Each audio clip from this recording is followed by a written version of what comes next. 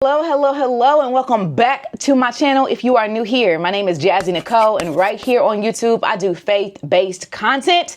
Today is no different, y'all. We are hopping into 1 Samuel chapter 6, and I cannot wait to get into this chapter with you. Now, if you are new here, baby, welcome. Do not be shy. Let me know in the comment section that you are new here, because I do want to personally welcome you to the page. And if you are looking for a Bible study bestie, I got to tell you, baby, you've landed on the right page. This is where we get into the Word of God together, because there's nothing better than getting into his word. Amen. Amen. If you have been around for a while, good evening, good morning, good afternoon, y'all. It is a pleasure to have you here yet again. And without further ado, let's get into 1 Samuel chapter 6.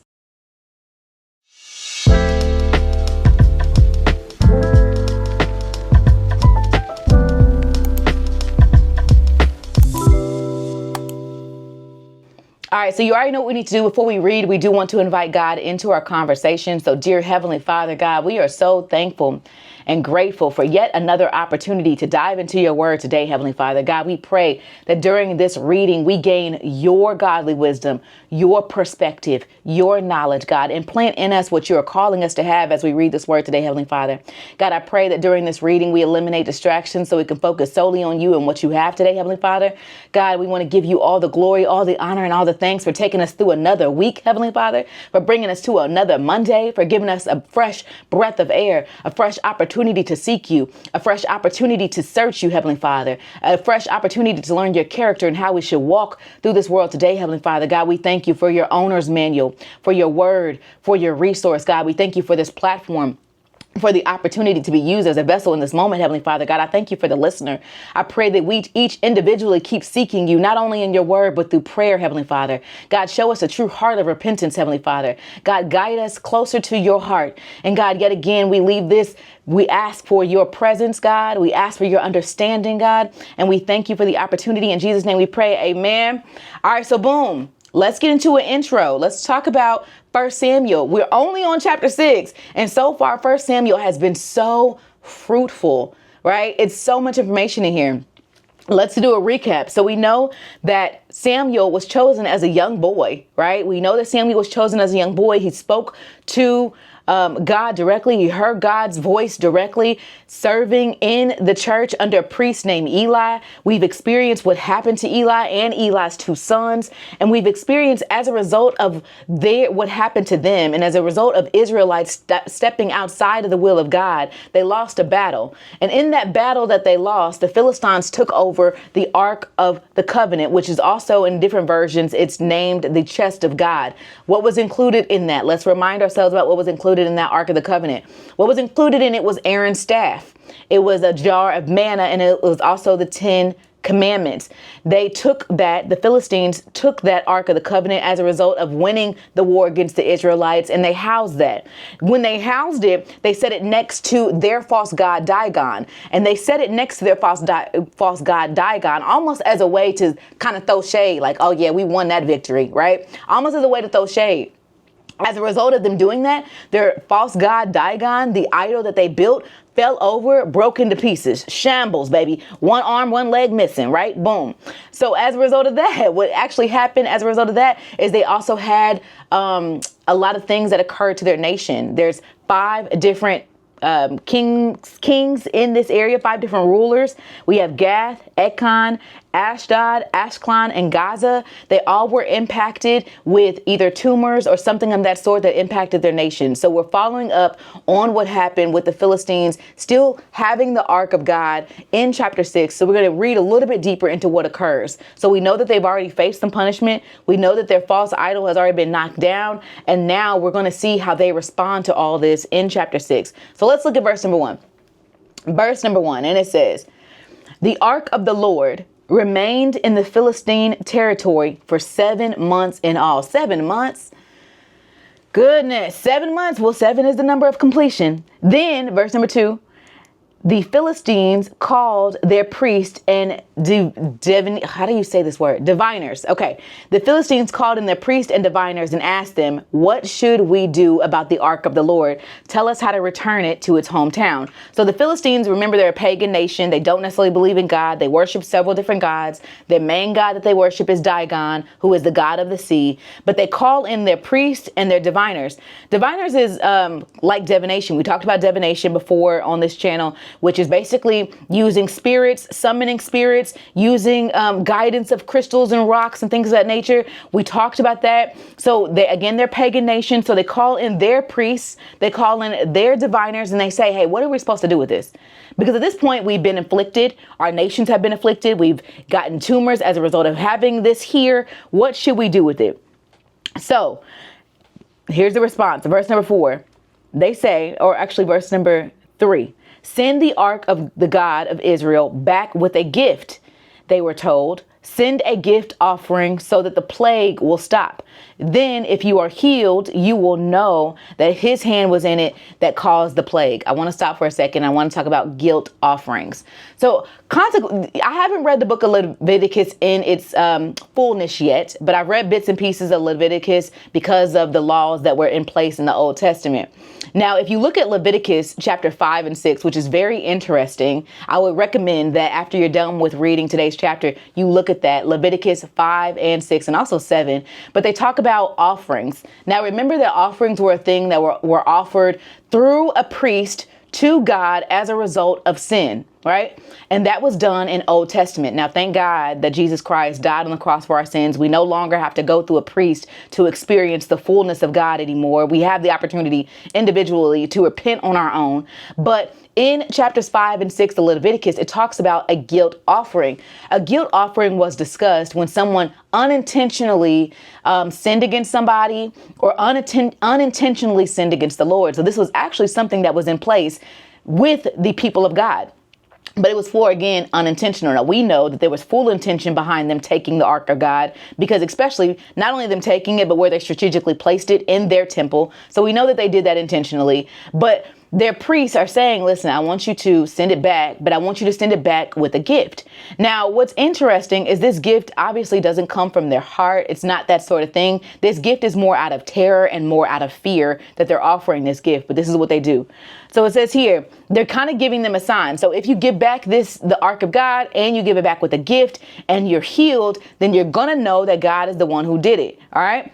Now, notice there's no true repentance here. None whatsoever. It's more of like a sacrifice and adding more to it to say, hey, here's good faith, here's good measure, but there's no true repentance. All right. All right, let's keep going. Verse number 4. Then it says, what sort of guilt offering should we send? They asked. And they were told, well, since the plague struck both you and your 5 rulers, make 5 gold tumors and 5 gold rats. We'll explain a little bit later what those mean.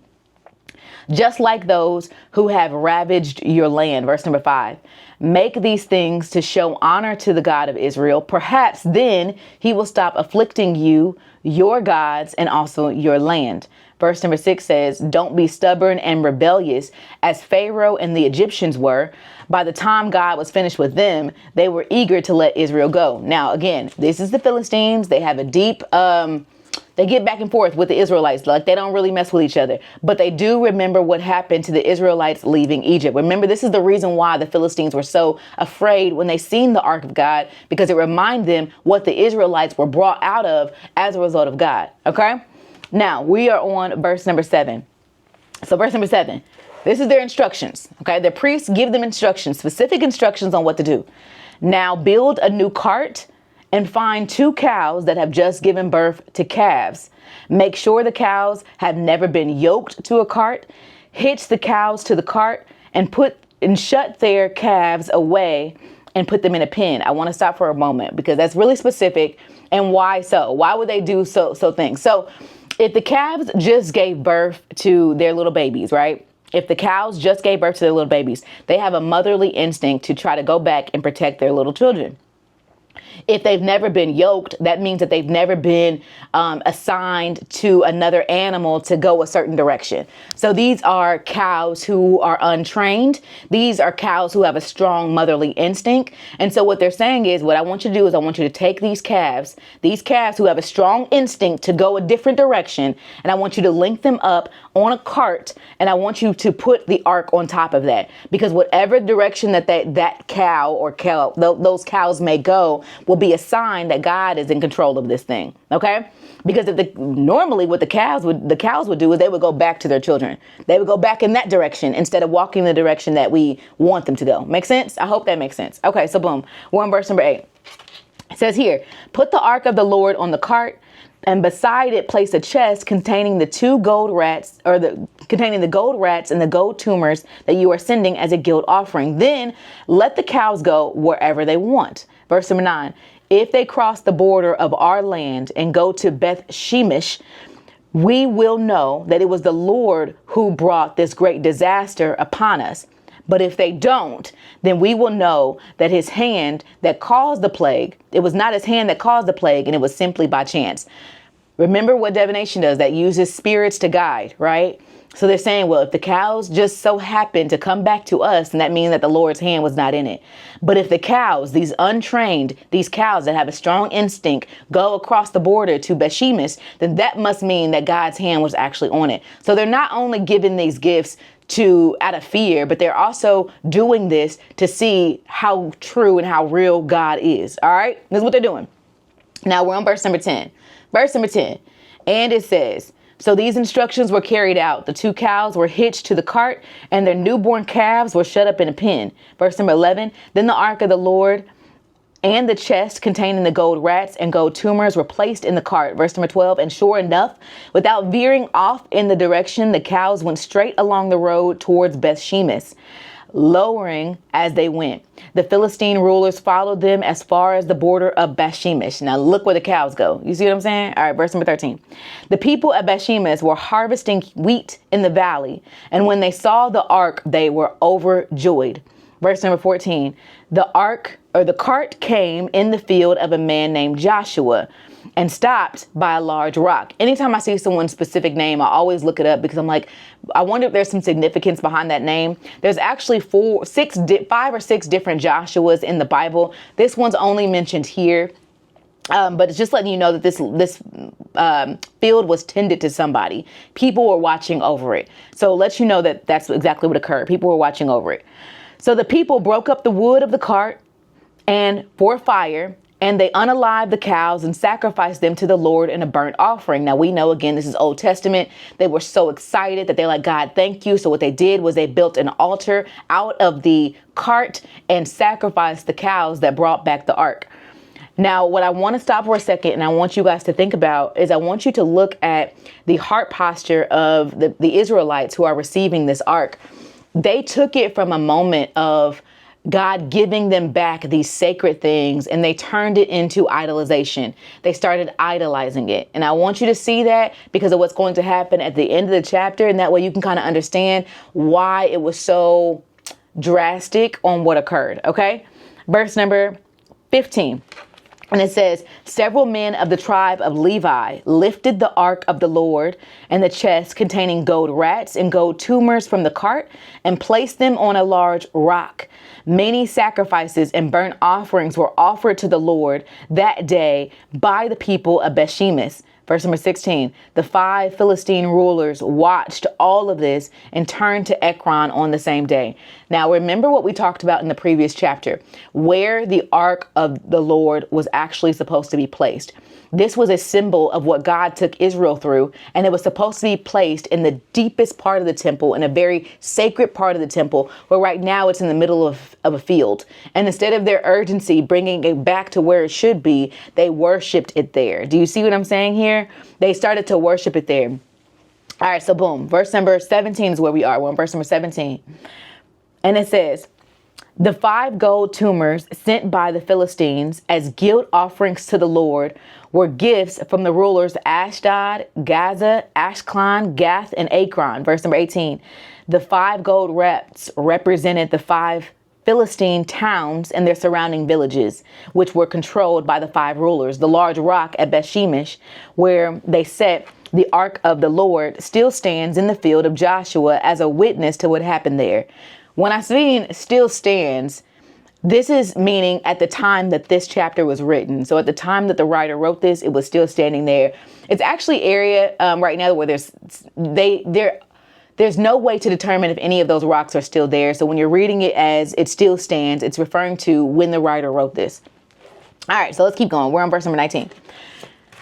The ark is removed. But the Lord unalived 70 men from Bethshemesh because they looked into the ark of the Lord. And the people mourned greatly because of what the Lord had done. Now, I want to stop for a second, because when I read that, I was like, wait a second, that escalated quick.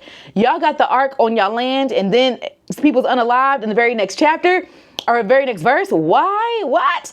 Well, that's because they were idolizing it. And this ark had a special place where it was supposed to be inside of the temple, and they were idolizing it, and they were also trying to use it for their power. And see, oftentimes we can do that too. We can take things of God and we can try to use it to our advantage, like learning more about the Bible, and now you're prideful. So when someone says something about the Bible that didn't fit what you read, now you're snapping off. We can do the same thing too. Are we looking at God for who he is, or are we looking at him for what he can provide, right? So they were using the ark of God as like a symbol of power for their area and not placing it where it should be. All right, so boom, verse number 20. Who is able to stand in the presence of the Lord, this holy God? They cried out. Where can we send the ark from here? And also remember, this is Old Testament. So having access to speak directly to God and to have that connection with God, that was only done by priests in the sacred part of the temple as well. Verse number 21. So they sent messengers of the people of cannot pronounce his name, and then told them, the Philistines have returned the ark of the Lord. Come here and get it. Now, I want to stop for a second, because this is the end of 1 Samuel chapter 6. And I want to talk about the thing that stood out to me the most, if I'm being honest, is the guilt offering. And I want to talk about the guilt offering from an aspect of us being believers and how it ties into true repentance. Now, we know that the Philistines were not people who believed in God. They were a pagan nation, meaning they served a lot of different gods. They believed in different gods. They did not believe in the one and only Lord and Savior Jesus. They didn't believe in God, right? They didn't believe into the Lord. So boom, I want to talk about repentance. And the reason why I want to say that is because true repentance comes from our heart, right? It comes from our heart. And there's nothing that you can do. You can't give gifts. You can't give money. You can't give resources. You can't give ministry to compensate for true repentance. True repentance is not just saying, God, I'm sorry. True repentance is turning from your sins and laying that down at God's feet and asking him to shape you and change you and giving it to him wholeheartedly. That is true repentance. So sometimes we can be, and I'm not going to say we, I'm not going to put this off on you. I'm going to say myself. Sometimes I have caught myself being too afraid to repent and ask for forgiveness and come to God wholeheartedly. And instead of doing that thing, going to him and repenting with my entire heart, I try to make up for it in other ways. Maybe I try to make up for it in ways of giving more. Maybe I try to make up for it in ways of serving more, but that's not true repentance. We've seen the lack of repentance from the Philistines. They gave gifts. Have you ever caught yourself trying to avoid a conversation with God in true repentance by giving more, by doing good deeds? And the Bible talks about how our good deeds alone can't save us. True salvation comes from him. And the way that we get that is by coming to our Heavenly Father and being honest, repenting, turning from our sins, asking him to clean us and make us brand new. That is true repentance. So I do want to ask the question for you, because I do not want to assume that this is just me, although I know it ain't. Okay, I know it ain't just me, baby, but I'm gonna let you slide. And I'm gonna ask you, is there a situation in your life that you could identify there being a time where you didn't offer true repentance, where instead you try to make up for it with good deeds or things of that nature? And what I want to ask is, are you living in that right now, where God is calling you to give him what is burdening you, to give him the sins, and he's asking you to repent from that now? This is a great time. This chapter is a great reminder about true repentance, about our heart posture, about how to seek God in fully, and also about to make sure that we put God where he should be, above us, right? Okay, so boom. That's what stood out to me in 1 Samuel chapter 6, but I'm interested in what stood out to you. So let me know in the comment section what stood out to you when you read 1 Samuel chapter 6. We know that when we read the word of God, he speaks to us. What he may say to me may not be what he said to you. So I'm so interested in what he said to you. Let me know in the comment section what stood out to you in 1 Samuel chapter 6, and I will see you tomorrow for 1 Samuel chapter 7. I love you. Have a good day. Bye.